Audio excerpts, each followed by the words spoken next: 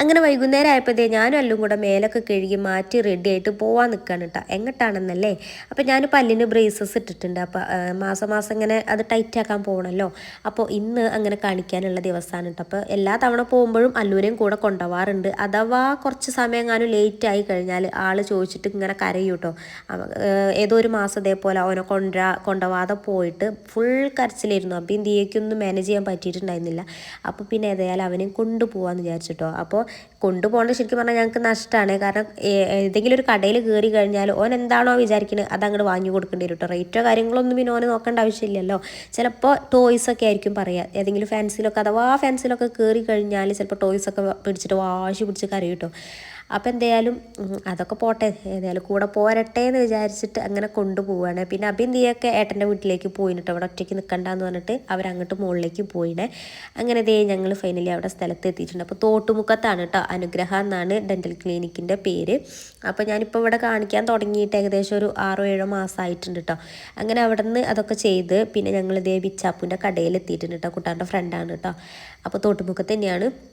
അപ്പോൾ അവിടെ കടയിൽ സാധനം വാങ്ങാൻ കയറിയപ്പോഴാണ് നമ്മുടെ അയൽവാസികളായിട്ടുള്ള കുട്ടുവിനെയും സോനുവിനെയും കണ്ടത് കേട്ടോ. അപ്പോൾ ഇവർക്ക് ഞാൻ വീഡിയോ എടുക്കുന്നുണ്ട് എന്ന് കണ്ടപ്പോൾ ഭയങ്കര നാണോട്ടോ. പക്ഷെ ഞാൻ വീഡിയോയിൽ നമുക്ക് കിട്ടണമല്ലോ അല്ലേ. അവരൊക്കെ എൻ്റെ വീഡിയോ കാണുന്ന ആൾക്കാരാണ് കേട്ടോ. അപ്പോൾ എന്നെ സപ്പോർട്ട് ചെയ്യുന്ന ആൾക്കാരാണ്. അപ്പോൾ ഏതായാലും ഞാൻ അതൊക്കെ വീഡിയോ എടുത്തു. പിന്നെ ഞങ്ങൾ അതായത് ബണ്ണ് വാങ്ങുകയാണ് കേട്ടോ. ബൺ മസ്ക ആണല്ലോ. അപ്പോൾ അന്ന് ഉണ്ണിമോള് വന്നിട്ട് ഉണ്ടാക്കി പോയതാണ്. പിന്നെ ഞങ്ങളിത് കഴിച്ചിട്ടില്ല കേട്ടോ, വാങ്ങിയിട്ടുണ്ടായിരുന്നില്ല.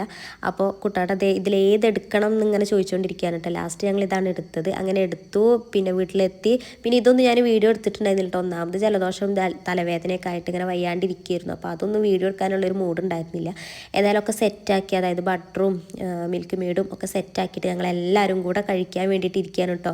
അപ്പോൾ അച്ചുണ്ടായിരുന്നു, അപ്പുണ്ടായിരുന്നു, കുട്ടാറുണ്ടായിരുന്നു, മക്കളുണ്ടായിരുന്നു. അങ്ങനെ ഞാനും അങ്ങനെ എല്ലാവരും കൂടെ കഴിക്കാനിരുന്നു. അപ്പോൾ ഫസ്റ്റ് തന്നെ അല്ലൂരാണ് കേട്ടോ കൊടുത്തത്. ഫസ്റ്റ് എനിക്ക് വേണമെന്ന് പറഞ്ഞിട്ട് വാശി പിടിക്കുമായിരുന്നു. അപ്പോൾ കയ്യിലാക്കാൻ പറ്റില്ല. അതാണ് എടുത്ത് കൊടുത്തപ്പോൾ കയ്യുമിലാവും എന്ന് പറഞ്ഞിട്ട് കുറുമ്പ് കാട്ടിയതാണ് കേട്ടോ. അപ്പോൾ ഞാൻ വായലിട്ട് കൊടുക്കണം, ഓൻ്റെ കൈമിലാവാൻ പറ്റില്ല. ആ ബട്ടർ ഉണ്ടല്ലോ അത് ഓൻ്റെ കൈമിലാവാൻ പറ്റില്ല എന്ന് പറഞ്ഞിട്ട് കുറുമ്പട്ടി പോയതാണ് കേട്ടോ. പിന്നെ ഞാൻ ഒരു വിധത്തിലൊക്കെ പറഞ്ഞ് സോപ്പ് ഇട്ട് കൊണ്ടുവന്ന് മടിയിലിരുത്തി ഏതായാലും കൊടുത്തുട്ടോ. അപ്പോൾ പിന്നെ വലിയ ഉഷാറായിട്ട് ഇങ്ങനെ കഴിച്ചു.